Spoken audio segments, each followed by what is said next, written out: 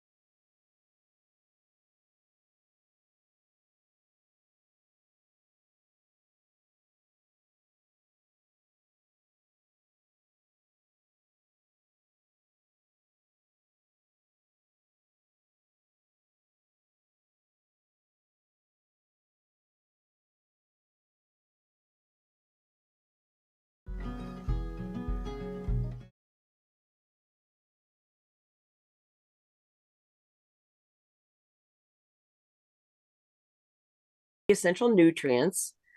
And I think let's just think about that for a minute. Basically, what that means is that people who do nutrition, like myself and Dr. Wallach, basically have looked through information and I that think other scientists have let's done. just think about that for a minute. And essential nutrients.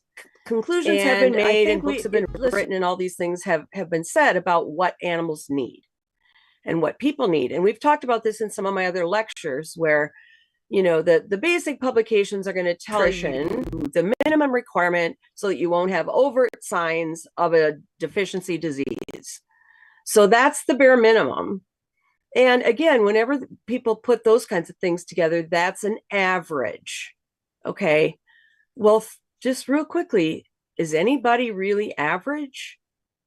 I mean, average is just you take all the numbers and you put them together, you get an average, but none of those individual people are average. We're all different. So when we talk about the nutrient requirements, it is absolutely crucial that we get those requirements met first. And that's what we're talking about when we say, get the healthy body pack, start doing the 90, because we know pretty much for sure that if you're not purposely supplementing like this, you are not getting all the nutrients you need. There's abundant evidence. There are statistics saying, 80% of people don't have enough calcium. Just every nutrient you can think of, we're not getting enough unless we purposely try to do it because of soils not containing what they used to. And also, they may never have contained certain things because the whole world has different soil. And the plants that we eat, and then the plants that the animals eat that we might eat, that soil, if it doesn't have the minerals, then the plants can't take it up. The animals can't eat those plants and get the nutrients. So basically, we're kind of all in agreement there. Okay, we need those 90 essential nutrients. But then we get to the point where, how are we going to provide them? And I'm going to go ahead and bring some slides up. And just kind of follow this. Okay. It's not backwards. Okay. Okay. So we're good. Let me pull this down just a bit and get it out of my way. And there we go. Okay. So what I'm calling this is the secret sauces, because first we need to do the nutrient requirements, get those met, and then Dr. Wallach always talks about secret sauces. And what this leads to is the fact that we're all individuals. And there's a book, I'm going to show this book, hopefully you can see it with my screen.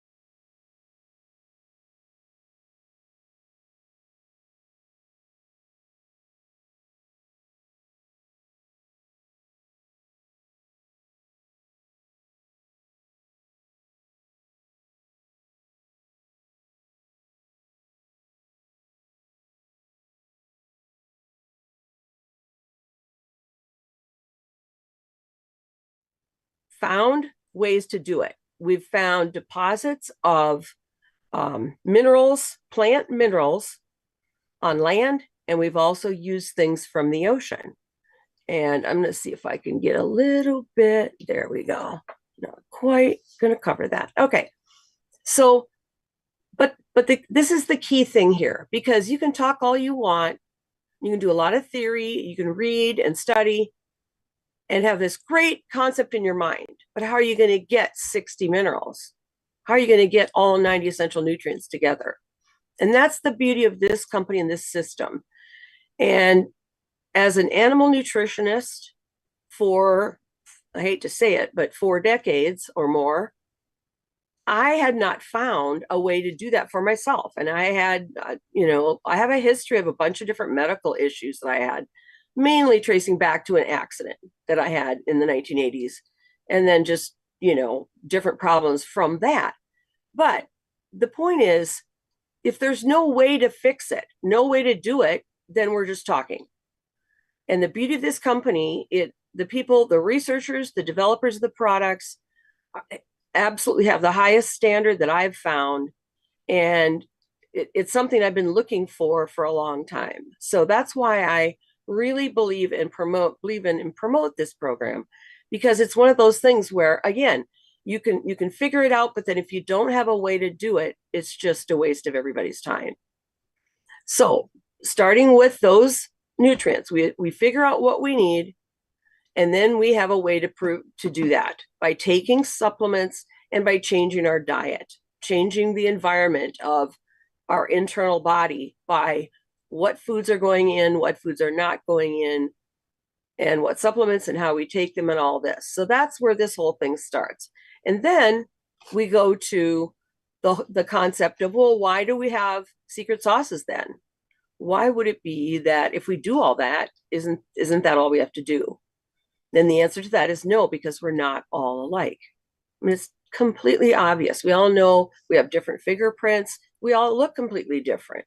So why would our digestive systems and our cells and everything be identical? They're not. So this book is amazing. And let's take a look at Roger J. Williams for a minute. Born in 1893, died in 1988. Okay, so this book that I'm holding right now is a 1996 reprint of the book that was originally written in 1956. This is old stuff, okay? This researcher lived in the era where they were discovering the B vitamins. If you have an interest in the B vitamins, I did a talk on that. I did a couple of talks on the water-soluble vitamins earlier that you can check and find them in at the Daily with Doc site. And can you imagine how fascinating it would have been to start realizing that there were all these vitamins that nobody even knew about, and it was starting to help explain to us what was really happening in our world. So this researcher, a couple of quotes from him, or a couple of interesting things he said. Nutrition is for real people. Statistical humans are of little interest. Pretty cool, huh? And then he also said nutrition is always improvable. And he later wrote a book, Nutrition Against Disease, which I am trying to get copies of some of these other books of his. I don't have that one at this point, but that was in 1971. And then we're going to talk just a little bit about his family, because he had older brothers that were also researchers. So his older brother, Robert R. Williams, worked on beriberi, and he was responsible for the isolation and synthesis of thiamine, the first B vitamin. How amazing. And then Roger, in his thesis in 1919, it was titled The Vitamin Requirement of Yeast. And so here we're going to see, remember, yeast, and we're talking about nutritional yeast or brewer's yeast, this type of thing. We know that that's a rich source of B vitamins. Well, it just so happens that by looking into yeast, he was following the path of his family, and it led to the discovery of pantothenic acid, which is B5. And then he had so many awards. I mean, it doesn't make sense for me to try to go through all of them, but he won awards for all of his research for 30, 40 years where he was doing this type of work. And what that led to is they realized the biochemical unity of all living things. In other words, the things they studied in yeast that were required for the yeast to survive, which was B vitamins, what if they were also required for plants and animals? And guess what they were? So his main focus, and people who are trying to preserve his information by reprinting these old books, is how science and education can improve a human life, which the way I look at it is exactly what we're all here for. So I just find this whole thing to be fascinating. Now he created this term, genetotropic disease, but that term didn't really take a hold. I had never heard it anywhere else before. I don't think it really became part of the common lexicon. But here's what it is. If you have diseases, they come from genetically determined nutritional or metabolic needs, requirements, but they're not being met by the individual. Then you get poor gene expression by that individual, which means a genetic difference. Something doesn't work right. You get the wrong protein, some function doesn't work, and you get the disease. So that's basically what we now call epigenetics, right? I mean, it's the same basic concept of how important that is. Okay, and this Jeffrey Bland is someone that Dr. Wallach has referenced before. I have some of his other books, another PhD. He wrote the intro to this newer version of biochemical individuality. And in that, he talked about another person, Matulsky, and a couple of books that he had written. And I'm putting these in just to show the time frame. There is one called Human Genetic Variation and Nutrition from 1987. These are articles in the Journal of Clinical Nutrition. And then the other one, Nutrition and Genetic Susceptibility to Common Diseases. So you can see that these people are all doing what we're doing. And I'm assuming that that's what Dr. Wallach did, is looked at these people and some of the things they'd figured out as he developed his program. And it would be great. I mean, if Dr. Wallach wants to share anything about those individuals or anything, that would be amazing. Well, I do want to insert just a little bit. You mentioned Dr. Jeffrey Bland. Now, Dr. Jeffrey Bland was the instructor for nutrition at the naturopathic college that Dr. Wallach was a teacher, a professor at. And as Jeffrey Bland retired, Dr. Wallach was the one who was his replacement. So that's pretty awesome.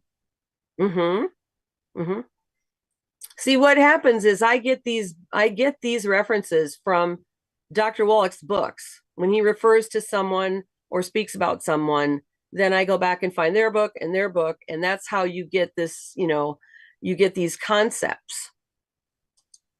Okay, just a couple of concepts here, and then I want to show you some things in this book just to show you how variable people really are.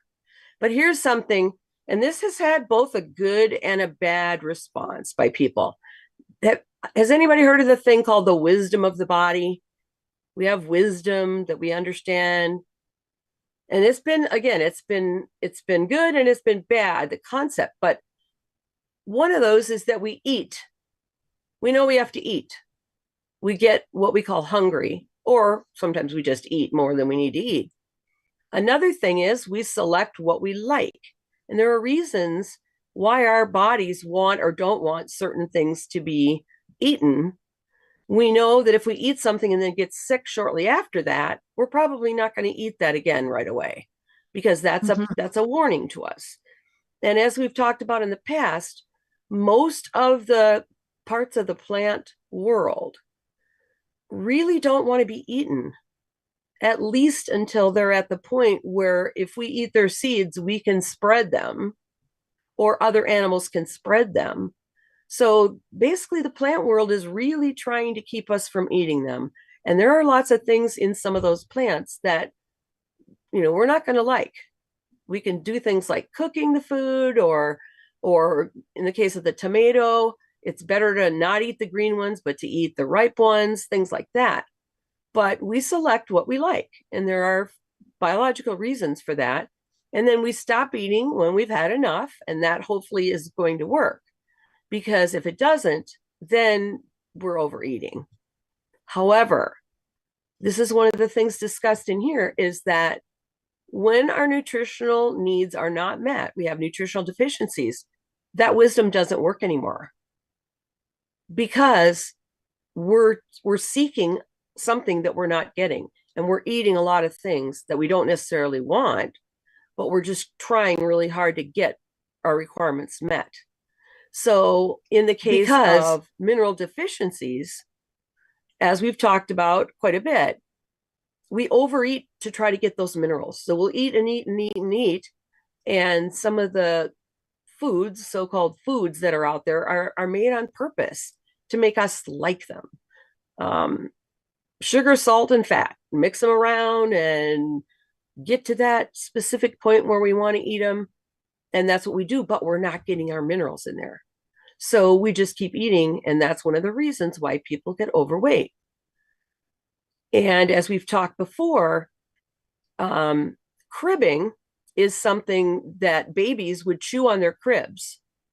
And so a baby standing there chewing on the crib is something that we refer to with horses all the time as cribbing. A horse would stand in its stall and chew on the wood of the stall because it was deficient in minerals. Or it can also become a bad habit if you take a horse that's naturally out running around in the wild and you lock them too much up into a stall. That's another issue there.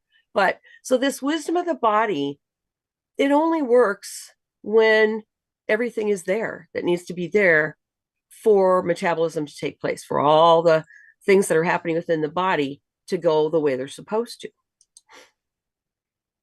And here are a couple of examples. So self-selection, that choosing what we want to eat. If we have a thiamine deficiency, remember, thiamine, vitamin B1. And if we have that deficiency, and it's a B vitamin, we have to take it every day. If we don't take it, we lose it in the urine. What we get every day, we lose it in the urine. So we have to take it every day. And if we don't take it on a certain day, we lose that wisdom of the body, and people actually develop anorexia, which means I don't want to eat, or I think I'm already too fat.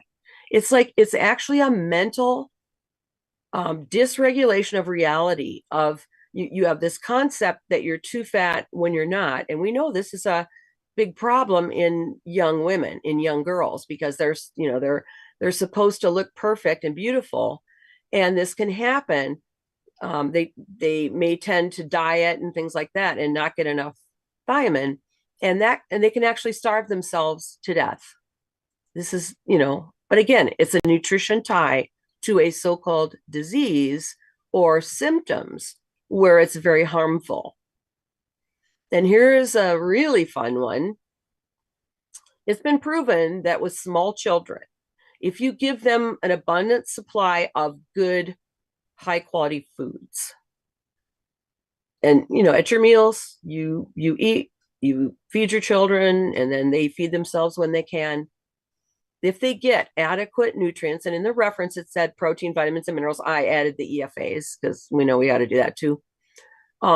They will voluntarily eat less sugar and less snacks and things.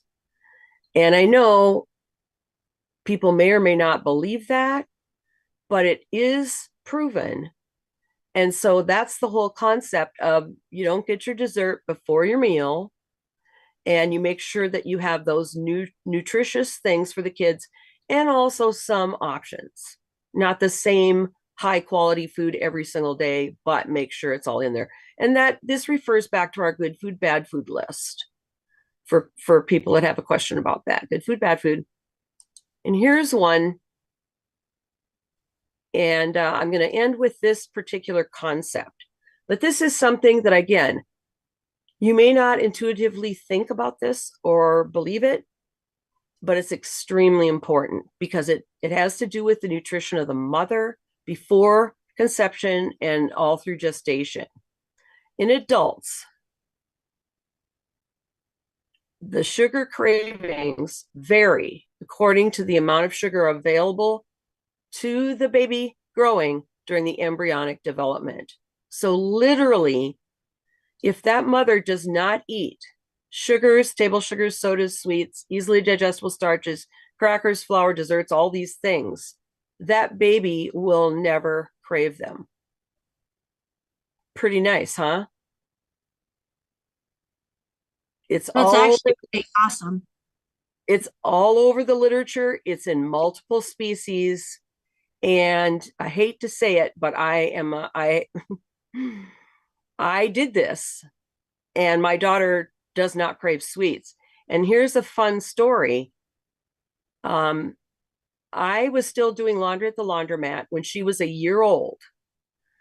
And some lady took out a bag of M&Ms and gave her M&Ms at the laundromat. And I was so mad. That was the first candy she ever had.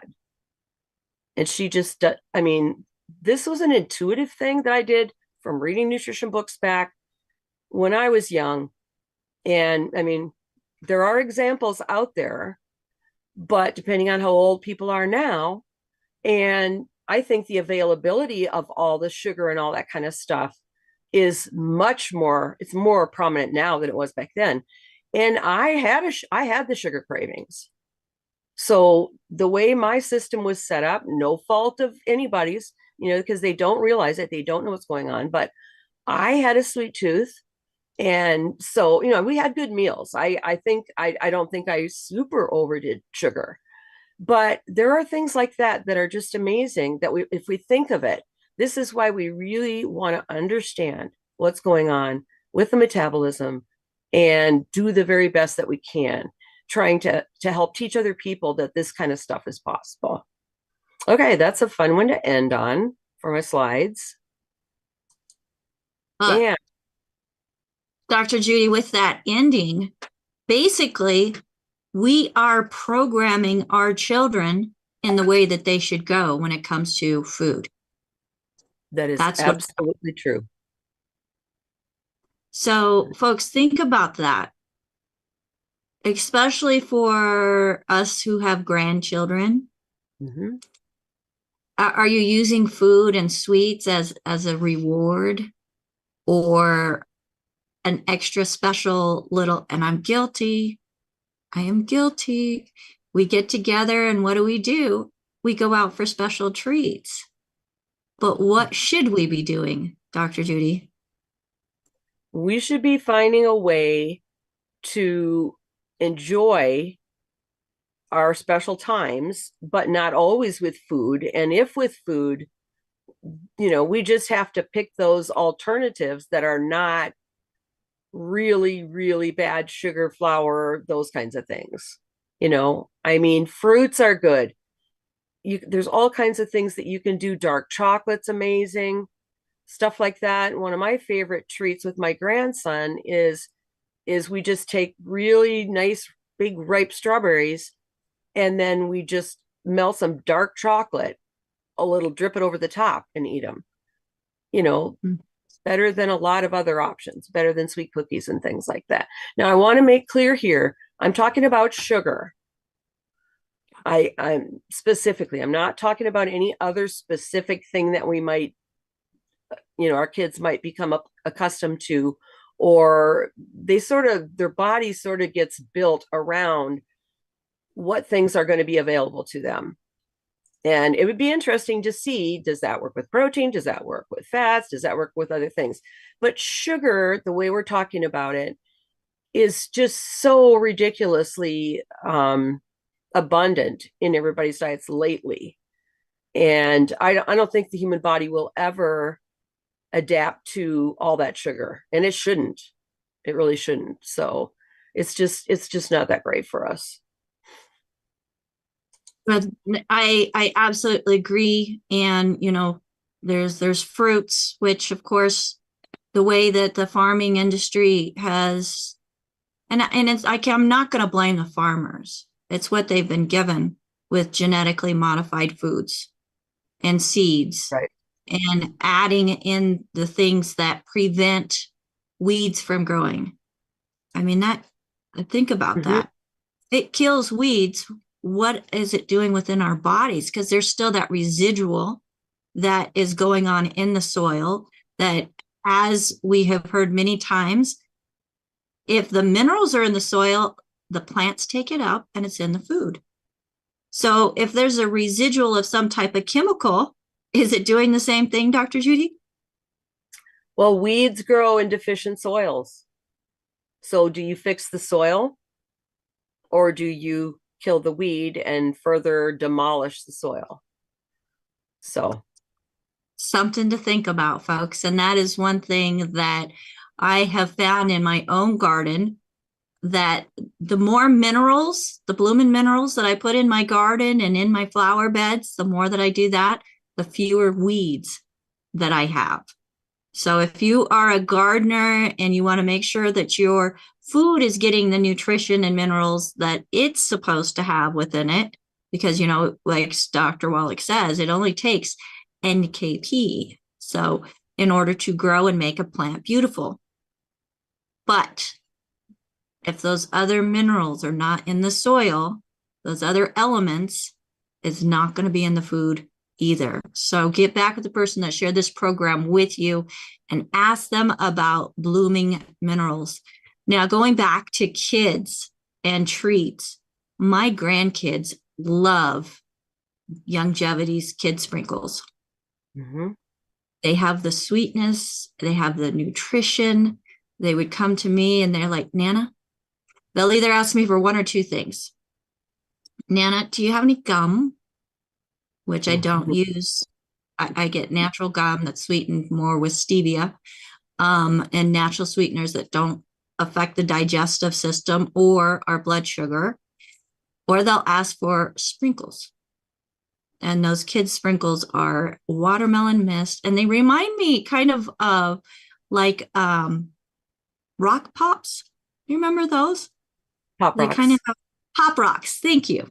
Mm-hmm. Where you put them in the mouth and they just kind of dissolve and pop, and they don't have as much of the pop, but they dissolve instantly, and there's like no guilt in that little treat, which shouldn't be a treat. That's an everyday thing. So as we're talking about nutrition, Dr. Judy, you went back a long time. Nutrition is nothing new. The importance of nutrition is nothing new. But it seems like just within the recent decades, people are actually starting to pay attention. Why is that? It's a fascinating topic. And when I started working at the feed company, one of the, I needed to get up on everything, make sure I was good to go, because in college, you learn certain things. But when you get out in industry, it's totally different. And that's why I think by having the experience of doing both, it just gives you a lot broader, concept of that. But so what I did is I started diving in, and that was my interest. When did we learn the importance of nutrition? And I thought it would be recent. I mean, I just thought, well, and I've been doing this my whole life already. I mean, I wasn't, when I got that job, I guess I was in my 40s. I don't know. I have to go back and do the math. But anyway, it was like, I thought it would be recent. And I went, everything I found was information that we'd known for a very long time, but it was censored. It was, the main thing that happened was all of our basic nutrition about herbs and homeopathic medicine and all the other types of medicine around the world. They were all there.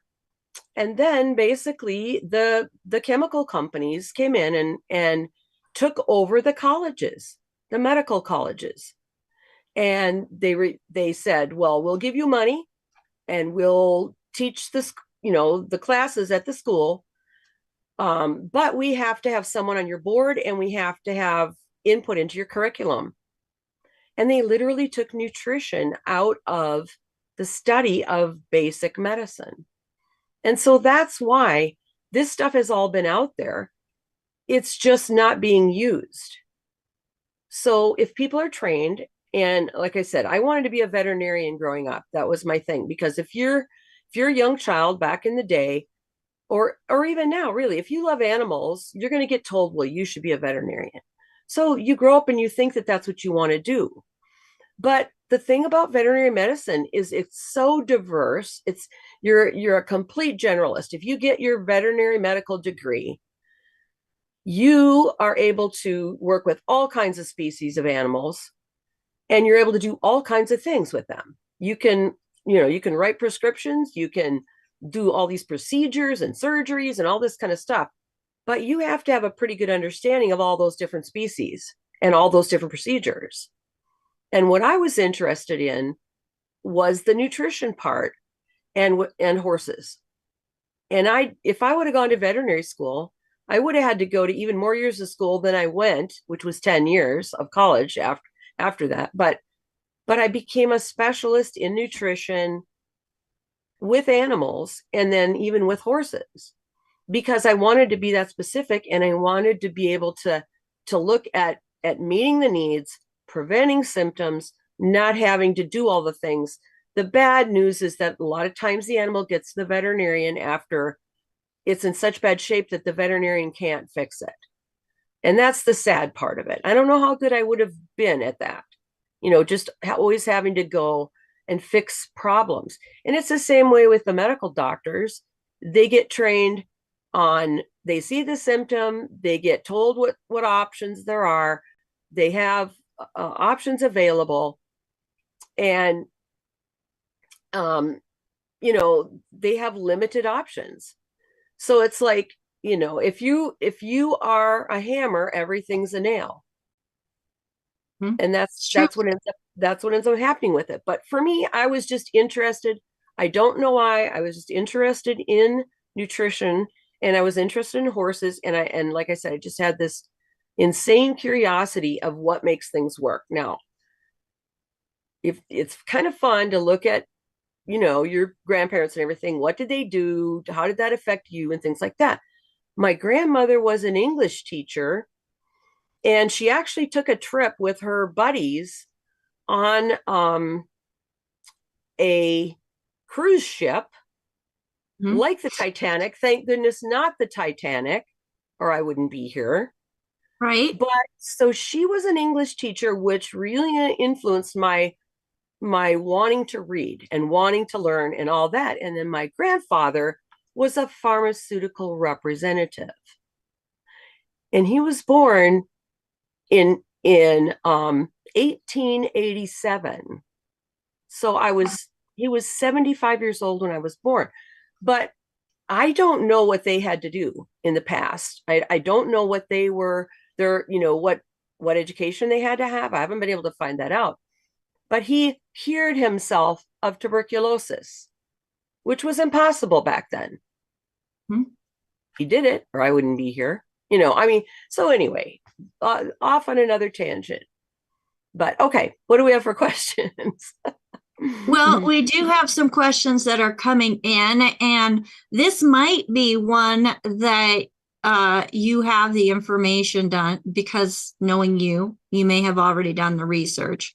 But do you have any experience or research looking into the different sweeteners that are on the market?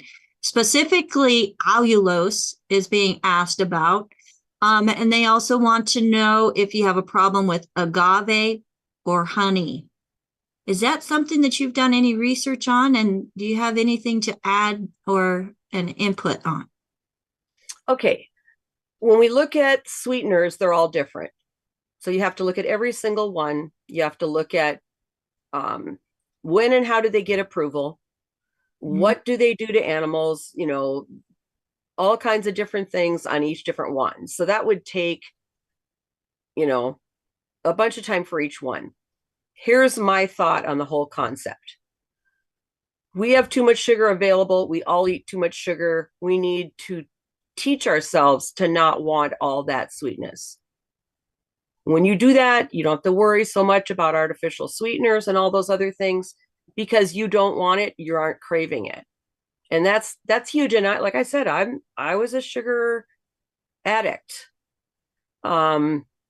So my thought on it, most of the quote artificial sweeteners have fairly detrimental effects. And you can, some of them have been taken off the market. Right now, I don't want to say brand names.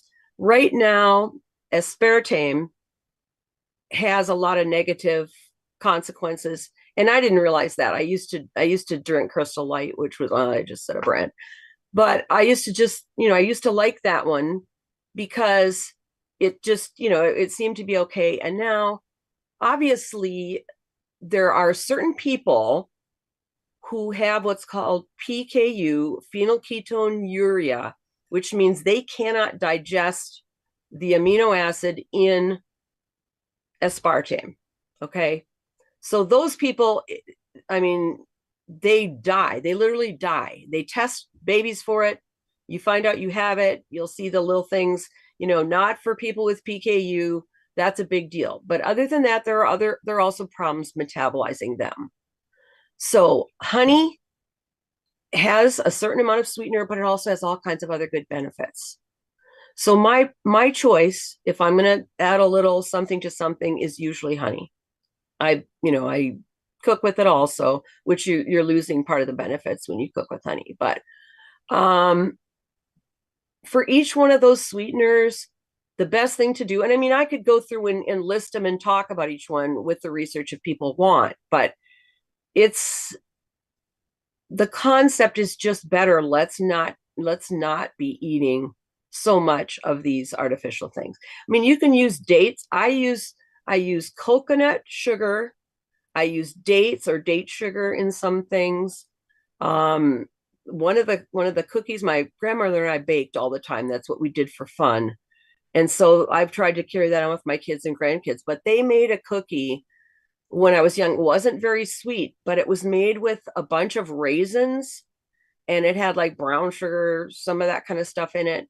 And of course I would have to do gluten-free flour and adjust that recipe. But it was really good and it wasn't super sweet. You had to grind the raisins in a grinder and then add all your different stuff to it. So, I mean, again, just work on trying to not want as much sugar. And I think that gets us as far as I think that as a philosophy is the best way to go. Yeah, agreed. And we do have people, asking about specific. So maybe that is because there are people asking about specific different quote unquote natural sweeteners that don't affect blood sugar, have a low glycemic index. Maybe that could be a future show. Dr. Wallach does a great job of that. And I'm trying to remember which book it is. It's either Hell's Kitchen or one of those where he went through each of the artificial sweeteners. And then I've got a couple of other books too where I've gone through them. And most people who write about it as nutritionists are not fond of the artificial sweeteners. So, yep, that's a potential. Right. So definitely something to consider. And folks, just as Dr. Wallach has mentioned, pica, mineral deficiencies, cravings, pica, mineral deficiency. That's the cribbing, the baby's chewing on their cribs and the horse is chewing on their stalls. They're looking for those nutrients. And again, the concept of in history, because people have a hard time understanding, well, why are we having all these problems now that we didn't have 50, 60 years ago? Well, there are a lot of reasons for that. But one of them is that we blocked off our supply of minerals with all the dams on the rivers. And we stopped burning wood. So we don't, most people don't have a garden. Most people don't burn wood or burn anything to have ashes to put on in the garden. And my mother-in-law and my father-in-law both did a lot of gardening, and just, that was a huge thing. My father-in-law used to have pumpkins at Halloween. That was his thing.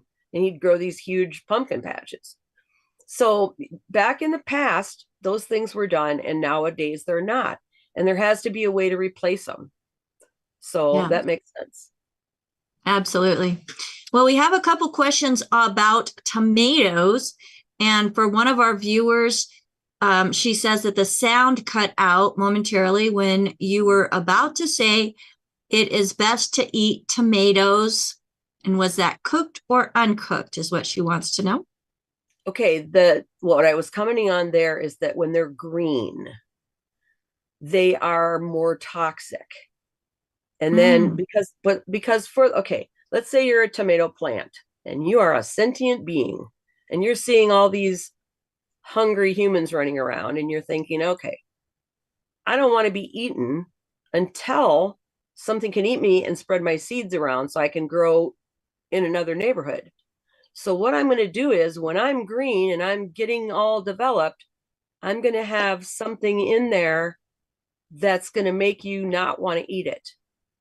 But then when it's time for ripe, you know how it is where you're growing your cherries or whatever you're trying to grow, and everything's going fine. And then one day the birds come and eat everything.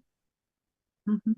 Yeah, because that's what happens. When that plant is ready, it's going to become attractive to the predators, which is us, the birds, the mammals, the humans. And so once that, and then we love those tomatoes when they're ripe because they're sweeter, they're juicier. And what happens out in nature is when the birds eat those plants, they eat the seeds and they deposit them wherever the bird went. You know, because that tomato plant cannot just pick his roots up and go wandering around. He's stuck where he is. So in the plant kingdom, there are various strategies. They can make something that will fly through the air, the seed will go through the air. You see things coming off trees and, you know, all kinds of things flying around that distribute the seeds, or a bird will come along and the fun thing is the birds will sit along the fence, right? And then below the fence, you'll see all these things starting to grow that aren't anywhere else in the yard. But the reason for that is we mow our yards, and the seeds for all these types of things that the birds are trying to spread around, if you mow your yard, they're not going to grow because you cut them off when they're short. But when the bird's sitting on the fence, you can't mow right along the fence or right by the fence. And so you'll end up with weeds, you'll end up with rose bushes with the thorns and all these different kinds of things. So it's just a strategy of nature. The one free thing they say that's out there is grass for the grazing mammals, the grazing animals get free grass. Because if they come in and they eat on that grass, they help dig up the soil, they deposit the manure and the urine, and they keep that grassland growing, right? So that's free. And then the plant can keep growing and growing and growing until it doesn't get chewed down. And then it goes ahead and grows up, has its seeds, drops its seeds, and it at least replenishes the area where it's living. But there's interesting information like in Africa where they studied the movement of the elephants and how the grass, how the elephants were required to keep the soil good and the grass growing and everything. And if there weren't those big animals digging around and depositing, you know, the manure and stuff, you wouldn't have the growth like you should have. Right. It's funny that you mentioned the birds sitting on the fence, because I was thinking of the birds that sit on the power lines as you're driving down the highway, especially like in a forested area or a natural area in general, looking at what is growing along the power lines as you're driving, and you'll see that it's different than what's up close to the road. So while you're out, folks, take a look around and be more observant. You'll be amazed at what is out there that nature provides in the way things have a natural order too. One more thing that you and I have in common is the love of asparagus. Yes. And we both have property. I mean, I went and had planted more, but in the wild, you won't just see asparagus growing in rows. You'll see all these different things growing together, and you want to leave those, and you want to, you know, let that soil develop. And people are really getting to the point now where they're not digging into the soil anymore. They are replanting, but not digging, tilling everything totally under, because it really changes. I mean, the worms, the soil, everything. It's just a different way of doing it. Regenerative agriculture is going to be a big thing going forward, and I'm really looking forward to that. I think it's going to be awesome. Yeah, I was excited because I'm in farmland. surrounded by things that Dr. Wallach says I need to move. But when they started, some of the farmers around are doing the no-till farming. And I was like, that is beautiful. Because everything is then going into the soil. It's not being brought, tilled where it's drying out. You're killing those microbiomes, the microbiome that's within the soil, and everything is just more natural processed. So that was actually quite pleasant for me to see here. Now we have some more questions, and we have Phyllis with her hand up.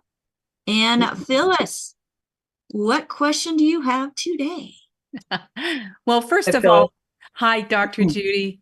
And thank you for this very valuable information. I'm going to need to listen to this show again to grasp all of it. We have a question. It is off topic from Moshta on YouTube. He has a dog with lymphoma, and he is giving the dog Arthrodex EFAs, and he has several questions about other products to add in. He's asking about Ultimate Selenium, Fucoid Z or Z Radical, plant-derived minerals, or cherry mints, strawberry kiwi mints. And then finally, he said he has read that elderberry would not be good for a dog. Okay, information about the dog. What do we know about the dog, and what do we know about the dog's diet? We don't have the answer to those, so maybe assume a medium-sized dog with canned wet food, let's say.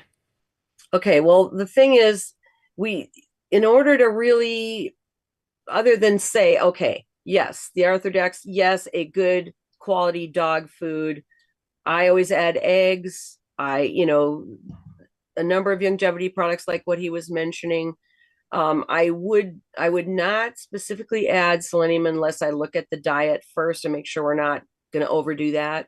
It's pretty important not to overdo that, but most times they're not overdoing it with what the dog food says on it. But that is a situation where you've got to carefully look at what the actual diet is. Unfortunately, nutrition is not as easy as just drawing blood or something, because blood doesn't tell us the full body status. The only way, go read any nutrition book you want, the only way to figure out the nutritional status is a dietary analysis. Literally, it's the only way. So you have to go through what is the dog getting, and then look at the requirements, and what are we meeting for requirements and what are we not meeting. So as a general thing that we would say for anything, do not feed scraps. Do the same as we do, the good food, bad food list for people. I'm not familiar with which herbs specifically are the ones for dogs. I can't do that without looking that up. But the good dog food, the eggs are always supportive of that. The Arthrodex, and you said the EFAs, those are the most important ones. Also collagen. So one of the collagen sources that we have, I would not do the flavored. I would absolutely do the plant-derived minerals, but I would not do the cherry or one of those other flavorings. And probably our straight collagen powder. Right. What you would But I do. Yeah. Yeah. Very good. Thank you so much. Back to you, Becca. You're welcome. All right. And Moshe also mentioned that cooking tomatoes increases the lycopene availability. So I'm not quite sure if you have any information on that. I believe that's what he said. So it says increases the amount of lycopene that the body can absorb. So according to Google, the lycopene, the point is that it drastically reduces the amount in the plant when it goes ripe. It's like 40 times more in a the old fried green tomato thing. I've never had fried green tomatoes, and I don't eat fried foods anyway. And I don't imagine a green tomato would taste good at all. But I guess you could fry an ice cream cone. I don't know. But that's the whole point, is when it's mature, it's less dangerous to you. And then as far as cooking of the tomato, I'd have to look that up as far as, because I'm not sure that's right. That I think a lot of times cooking gets rid of anti-nutritive things like that. So I'm coming up with that one's the opposite, but I would have to make sure. All right, thank you so much. And our last question of the day, as we do have some emails. We have one in about a cat, but just based on what you had just mentioned, not having enough information, I have asked for more information from the individual about her cat so we can get an answer for her. But AJ, what question do you have for Dr. Judy today? Hey, Dr. Judy, thank you for being here. My question is because I want you to give a commentary. There's a new article out talking about seed oils and colorectal cancer, and then there's two sides of this thing. There's one side that's saying, yes, it's absolutely detrimental to our youth because the seed oils are doing something. And then there's another side that's saying, well, the study was too short and, it doesn't directly tie to seed oils. And, my perspective, my perspective is what Dr. Wallach says, we don't want to play Russian roulette. I'm just kind of wondering what your thought of the whole seed oil debate and where you might come down,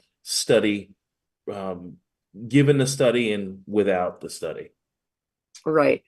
Well, the whole idea of seed oils, for anybody who may not be familiar with what we're talking about, is when you take something like a soybean or corn and you squeeze it and you extract the oil from those components, you squeeze and extract and do all kinds of things to take the oil out of its natural habitat within the corn or the soybean.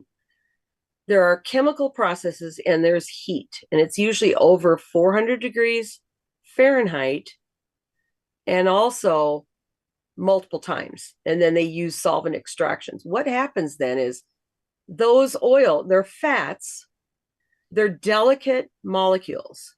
And at that temperature, you've basically denatured them. They're, we talked about, and it's hard because if they haven't seen the other lectures, but we talk about fats being chains of carbons with hydrogens on them, and then they have one end and another end, okay? But they're biological molecules, and they get destroyed.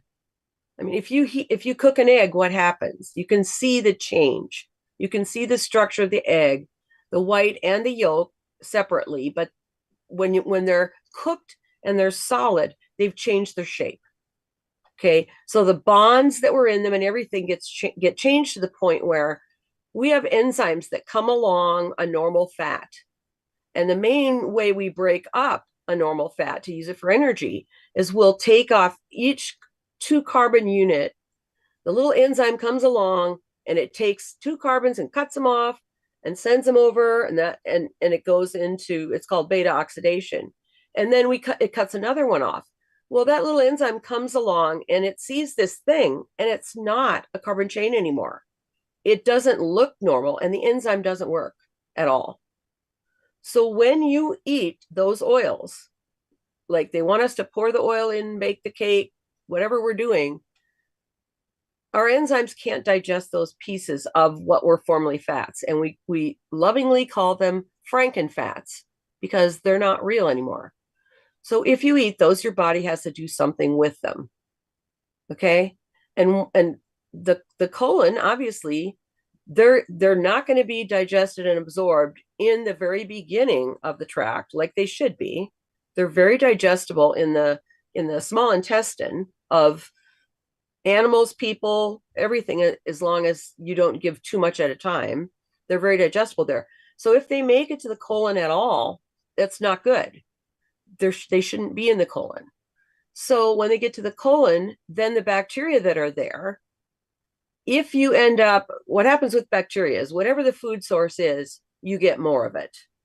Okay, so if you have a bunch of weird fatty type substance and you have a few bacteria that can digest that and you eat it regularly, then those bacteria will proliferate, and you'll have a lot more of those bacteria because they're trying to do something with it. And it's questionable whether they can even actually digest it, or if it just literally stays in the feces and can affect the cells along the wall of the colon, and whether that could go on and become an issue with cancer and things like that. So another place that it gets taken, those weird fats, you see them under the skin. When you see people that, usually it's elderly people, but you see people with blobs of dark spots on their skin, on their hands, on their faces, that's another place that it gets put to get rid of it. It's trying to get rid of it by putting it in fat cells, moving it and things like that. So the whole concept of eating seed oils is a bad thing. That's, in general, it's a bad thing. And the other thing about whenever you're comparing a study or another study or two studies, how are you ever going to control all the other variables? Right? So the one, they said, well, here's the study. And then the other one said, well, it was too short and all this kind of stuff. Right. So in the case of the seed oils, you don't have to worry about that because we already know it's not a good thing anyway. We know that because of the way they're processed. But whenever you're comparing studies, you always have to keep in mind who makes money off of it, what are they trying to do, or how are they trying to promote it. And one of my things that I talk about all the time is there's no way in human nutrition studies, that you can ever control all of the variables, all the other variables. So how are you ever going to really trust what comes out of a nutrition research study? Basically, you have to go back and look at what did we prove in animals? How can it relate to people? And then we either have to have super big studies so that we can account for all the possible differences, or we just have to realize that you can't, because human food studies, they ask you how much you ate and how do you remember how much you ate and all this stuff. So convoluted, but when it comes to seed oils, it's a no. Yeah, I figured I'd get the straight answer from you. The long but straight. No, it's very straight. Very straight. All right. Did you have another question, AJ? No. Well, when are you coming back? I'm coming back on the 31st, I guess. On Tuesday the 31st. Oh my gosh, that's New Year's Eve. We need to have a party. We'll be it'll be We're gonna party. We'll have a party. Absolutely, absolutely. So we do have one more question, and I do want to make a comment on that seed oils, because a lot of people don't realize seed oils, corn oil, peanut oil, sunflower oil, rapeseed oil, grapeseed oil, cottonseed oil, soybean oil. Right. All of those are seed oils, folks. So really pay attention when you're going to the store. And you can even with baking, you can avoid that whole entire section by using butter. Butter. And when you cook with butter instead of whatever they said, keep your temperature of your oven preferably below 300. 325 or 350 is the max. So with all my recipes, I adjust them, I leave them in longer, and I get my beautiful golden butter, every kind of thing you can imagine, but it takes longer and you have to adjust your recipes. You have to adapt it. But you're adapting it for gluten-free flour and things also anyway. I am. So absolutely. Yeah. Absolutely.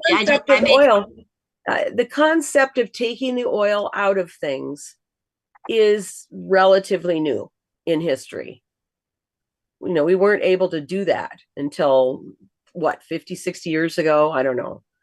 But, if you go out and you eat what it is, like you can eat an avocado, or you can eat something that has the oil in it. You can eat the olives. But once it's taken out and all that stuff is done to it, it's probably already destroyed. And if not, You know, they have all these techniques that they say it's cold pressed or probably not. But then it sits in a container where the sun is getting in, and, you know, you're getting all kinds of damage, free radical damage. And then when that gets into your body, it causes a chain reaction of all that chemical reaction within your cells.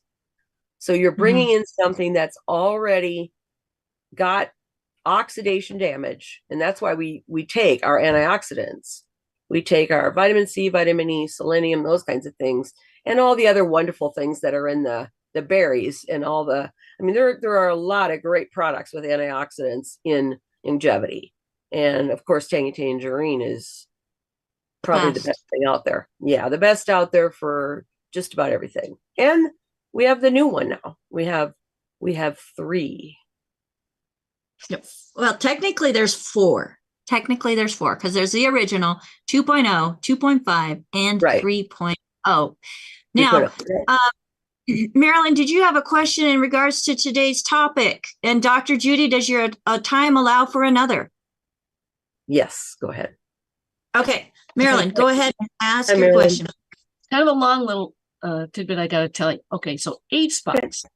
Some people say it's from the sun. Some say it's from rancid fats. Some say now it's glycogen plus protein plus heat. Now, another part to this question. Does polyphenols extracts, would that be great to apply topically because it prevents the aging in fruit from turning brown? I'm not a fan of a lot of things put on the skin. I think we need to be in the sun without a lot of things that they're trying to get us to do, because we need it for vitamin D. And I think we need to have a reasonable amount of sun. So yes, there are different beliefs on what causes a lot of these different things. And you have to look at the source. You have to see if they have anything to back up their claim, and then make your own judgment. But a lot of people are having issues because they're covered too much. Their skin is covered too much with things, so that things that are supposed to get out can't get out, and sun, you know, needs to come in to do certain things. So if polyphenols do prevent browning of the fruit, if you ingest more dark fruit like blueberries and raspberries, would that help, you think? Each one of the individual pigments has specific purposes. So you have to look at each individual fruit, what color it is, and look up what is known to help with what specific thing. And if it's an antioxidant, yeah, that's one way to do it. But it's not the same. The fat that gets deposited, the abnormal fat deposited under your skin that cause a brown spot, that's a situation where the fat was already destroyed before you ate it, and that your body's just getting rid of it. As far as an apple or something going rancid, that's because it's exposed. You cut off this protective outside of the apple, and the core is exposed to air, and oxygen causes that reaction that turns the apple brown. Okay, but that you're under your skin, you're not having that oxidation reaction. It's 2 separate things, right? Because that oil is already destroyed before it comes in. So it's too late for an antioxidant at that point. And then your body is just trying to, you're just trying to figure out how to get rid of that. Okay, so the body has to get rid of exfoliation. What about chemical peels and exfoliation? Well, eventually those layers of skin are going to come out. So if you do have brown spots, those layers of skin are going to come out. But you still have the problem with, you got to stop eating those things. Mm-hmm. You got to stop eating those frankenfats. Right? That's the main issue. Okay. That's the fun term for a denatured. When you think of proteins, okay, a protein is a chain.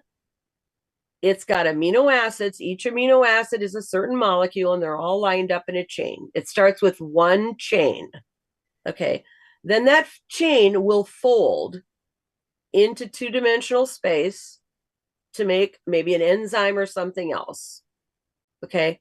And then it'll also fold into three-dimensional space. So like a DNA strand. Like a DNA, pardon? like a DNA strand. Well, those are That nucleic acids instead of protein, but hemoglobin, okay, a protein. But then you have more than one of those three-dimensional folded proteins. And the reason they fold is because you may have a charge of positive and a charge of negative somewhere on that strand, and they just automatically bond. You know, the plus over here bonds with the minus over here, and well, within the same chain. Okay, so you got a three-dimensional thing, right? You got a three-dimensional thing. But then in something like hemoglobin, you have four of them together. And those four different proteins bind into the form that becomes hemoglobin, which carries your blood, and it requires iron. And the term heme refers to iron.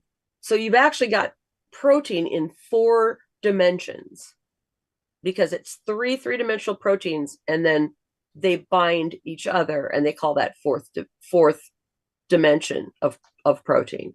So think of that for every single molecule in all your tissues, your trillions of cells and everything. All those things have to fold correctly. Okay? So that's why when you heat it, you heat that egg, you denatured that, and it's not going to ever go back to the way it was when it was raw egg white and raw egg yolk. Remember those commercials? Here's your brain on whatever it was, and they throw it in the pan. It's a frying egg. Yeah. Fried egg, fried brain, fried. But that's the way proteins work. And then your nucleic acids, they also bind. The cool thing about the nucleic acids is that they're like a lock and key. So they only work, and the reason they're that way is because you can unzip them, and both halves will give you the exact same molecule, because they only fit together with one other thing. So you take your DNA and you open it, and then you add little pieces to match all the ones on each side. A diagram would be nice for this. And then they each close back up, and you've got 2. So that's the whole point of DNA, is it's the blueprint. You can open it up and you make a little RNA, and then your RNA is part of the blueprint, takes it over and says, make this protein. Then the RNA does the same thing. It gets the correct protein to go in each place to get the correct strand, your original strand of your protein. Yeah, it's replicating. Okay. Yeah, that's how the science works.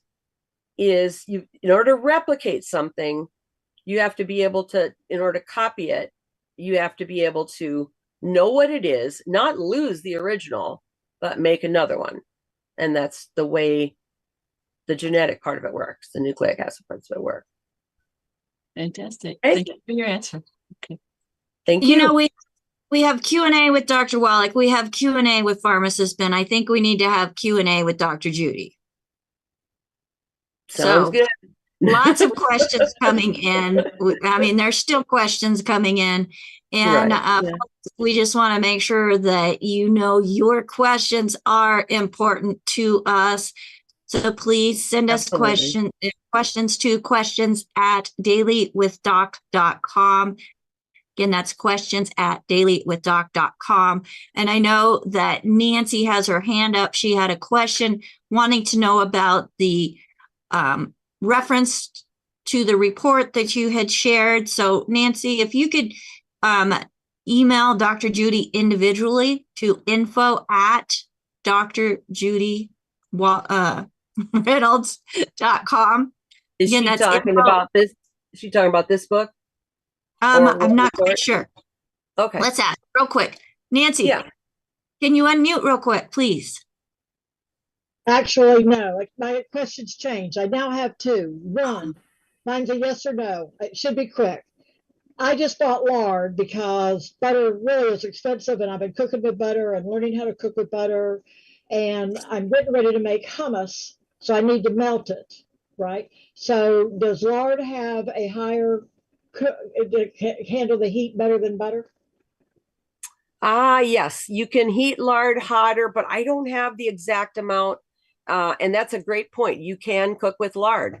People think it's horrible, but it's awesome. It's, one of the natural fats that our body does very well with.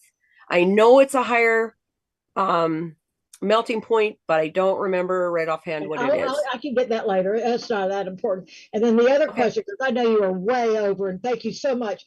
I have been waiting for this oil stuff has been driving me nuts for months now, because all this is relatively new, and it's like being in another country. And yet I've been a Wallach fan for years, and it's still difficult. My son was telling me that when you microwave, to quit microwaving everything, broccoli and everything, because it changes the molecular structure of the food. And then when you talked about the egg, I'm thinking, oh, that's kind of what he was talking about. Do I need to give up my microwave? Unfortunately, yeah. You guys are not making my life easier as I get older. I know. I know. It may not be easier, but it's healthier and better for you. I gave up a microwave almost 9 years ago. Okay. Maybe 10. Questions. Thank you for staying extra, and thank you for so much detail on those oils, because there was a lot of detail. So I don't know. You're welcome. You're welcome. And it's one of the biggest issues that we have to deal with. That and the demonization of cholesterol, and don't eat salt. Oh my gosh. There are so many of those things out there that they're ingrained in everybody. And, people look at you like, where'd you come from when we bring these things up? But I think the good news is when people keep hearing them over and over, they finally start thinking, I wonder if there's anything to this. Well, and eventually, my daughter-in-law are very well educated. I had lunch with them the other day, and I did not want the olive oil, which, and it was the Ferrari of olive oil, no doubt, is what I told them. I know it's the Ferrari, and I don't know why, but so I just took it off, and I don't think a little bit's going to kill me. I've been dying on it for years, so, but they do ask those detailed questions, and I didn't have the answer. So I took gonna recreate your last part of this and put it in writing for them. Very good. Thank you again. All right. Well, thank you, Nancy. No, Becca, there was one question about lecithin from sunflowers. Something to keep in mind when you're getting a molecule like lecithin out of its plant. It's a delicate molecule, and they couldn't extract it. It wouldn't be possible to extract it by those same methods. So you don't have to worry about the source other than, genetically modified or those kinds of things. You always have to worry about that.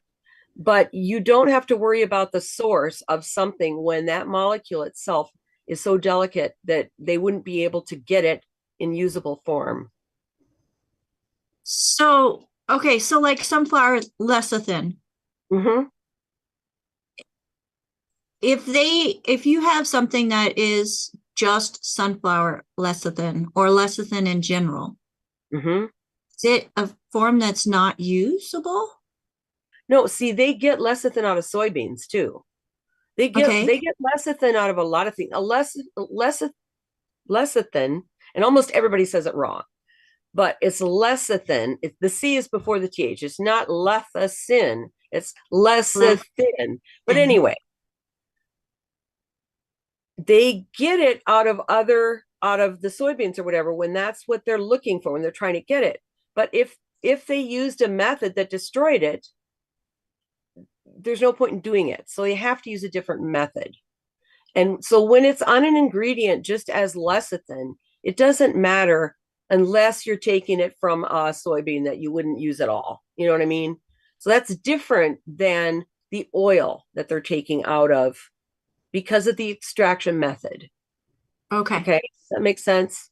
So a lot of times you'll see, lecithin's a great example, but I'm trying to think of is there another one? Is there another molecule like that we see all the time that people a lot of times are worried about? Well, that's another whole topic about. I was going to say, yeah. I think we're done. We can pull at least 3 more topics from today's show and go deeper into them. We are over. I know I have an appointment that I need to get to. So thank you so much. Thank you to my co-host team, as I know they have appointments, for staying late. And all of you who are still on live with us or watching the live stream, thank you for taking this hour and a half and investing your time into knowledge. As you hear this knowledge, I hope that you're able to see how you can incorporate it into your lifestyle so that you can have a healthier life in general. Thank you so much, Dr. Judy. We greatly appreciate you. We look forward to having you on the 31st, maybe even sooner. But folks, have a fantastic day. Get back with the person that shared this program with you and let them know what you liked best and any questions that you may have. And for those of you who do have questions in general, questions at dailywithdoc.com, as we will then be getting back with you with answers. And we can use those questions also, and we do many times, for show topics.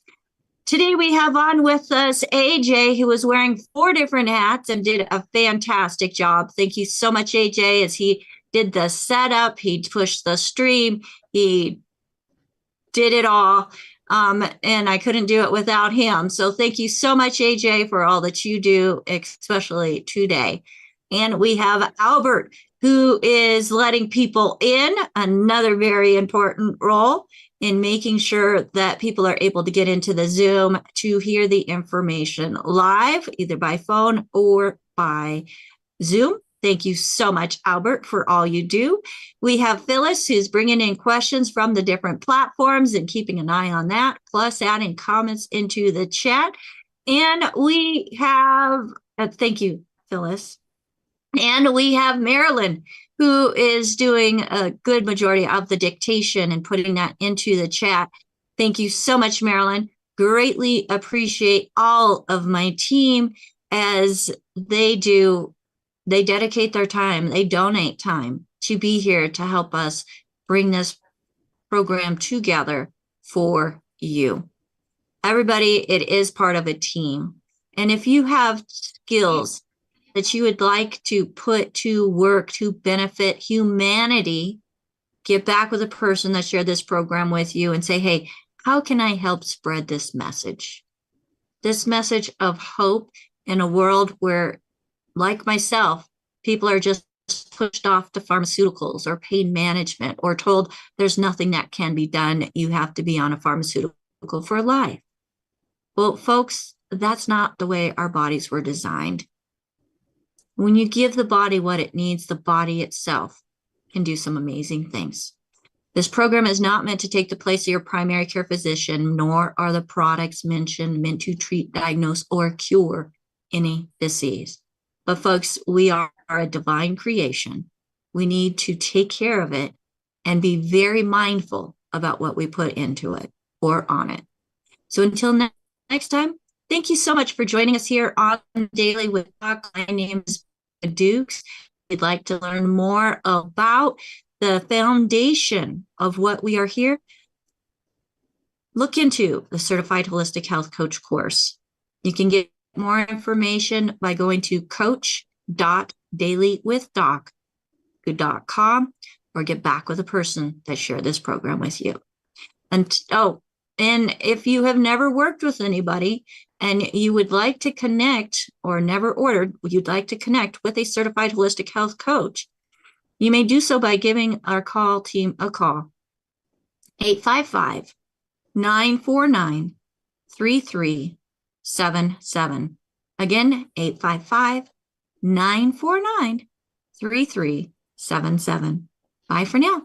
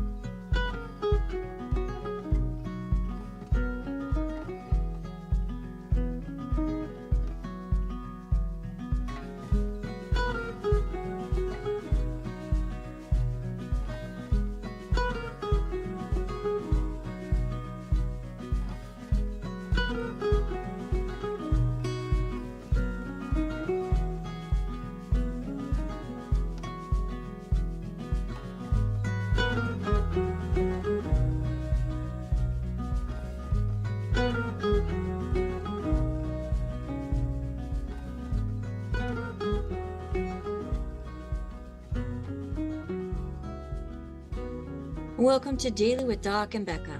This program is for educational purposes only. The statements in this program have not been evaluated by the FDA. The content is not intended to diagnose, treat, cure, or prevent any diseases, nor is it intended to take the place of your primary care physician. Testimonials are shared as individual experiences of the individual sharing their testimony. Results vary and may not be typical. We do not make any claims regarding health or income. As an empowered individual, you do have options available. We are honored to have the founding father of the science of epigenetics guiding us with the best options to obtain or maintain optimal health, Dr. Joel Wallach.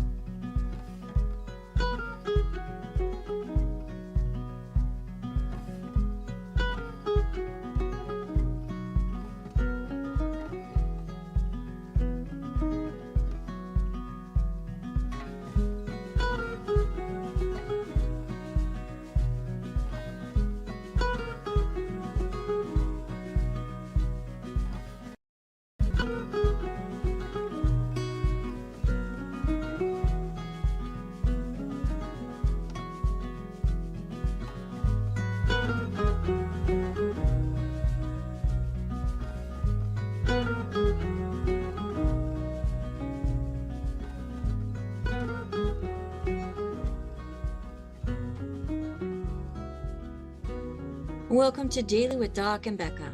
This program is for educational purposes only. The statements in this program have not been evaluated by the FDA. The content is not intended to diagnose, treat, cure, or prevent any diseases, nor is it intended to take the place of your primary care physician. Testimonials are shared as individual experiences of the individual sharing their testimony. Results vary and may not be typical. We do not make any claims regarding health or income. As an empowered individual, you do have options available. We are honored to have the founding father of the science of epigenetics guiding us with the best options to obtain or maintain optimal health, Dr. Joel Wallach.